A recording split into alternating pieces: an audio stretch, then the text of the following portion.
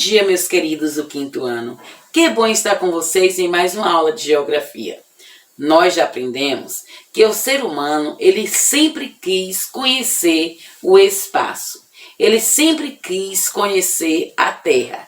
E com isso, para conhecer a Terra, eles começaram as grandes navegações, que foram as viagens marítimas para conhecer a Terra. E também vimos que eles queriam conhecer além da Terra. Eles queriam conhecer o que estava fora da Terra. Aí começaram também a ocorrer as viagens espaciais.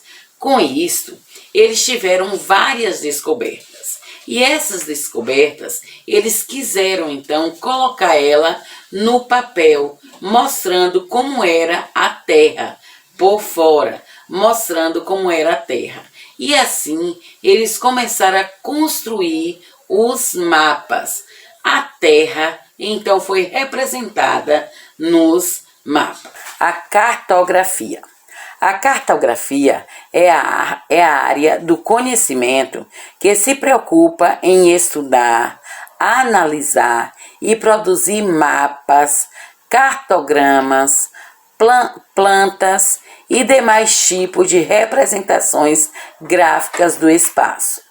Trata-se, portanto, de um conjunto de técnicas científicas e até artísticas que visa a elaboração de documentos que representem de forma reduzida uma determinada localidade.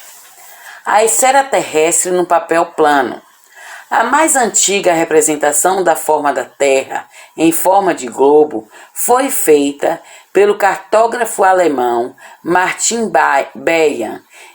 Ele nasceu em 1459 e faleceu em 1507. E ele fez essa representação da Terra nos anos de 1490 a 1492. Então ele passou aproximadamente 2 anos construído a primeira representação da forma da Terra de um globo. Esse trabalho ficou conhecido como Globo Terrestre de Nuremberg. O mapa mundi, chamado de planisfério, foi criado na mesma época. Representação da Terra nos mapas. Para representar a Terra no mapa mundi, os cartógrafos, eles precisaram alterar no mapa as regiões próximas dos polos.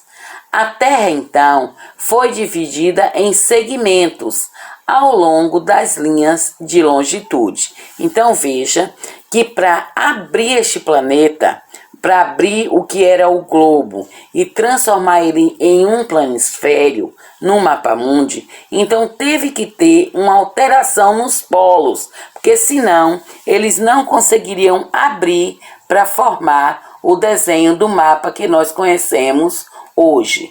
Então nós podemos ver que os polos, eles foram distendidos, eles foram alterados. No mapa eles ficaram maiores do que realmente são.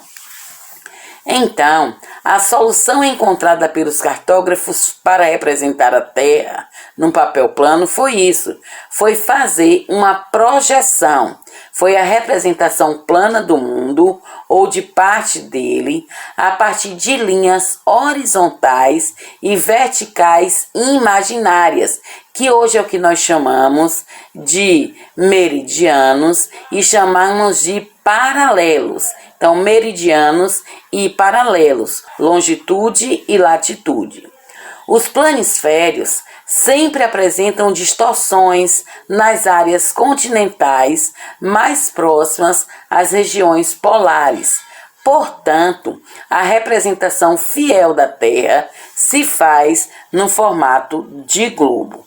O planisfério, ele não é, e os mapas, ele não é um desenho fiel do planeta Terra. Por quê? Porque ele houve mudanças nos polos para eles ficarem abertos. A única representação fiel da Terra é através do globo terrestre. Então vocês podem ver aí o globo terrestre.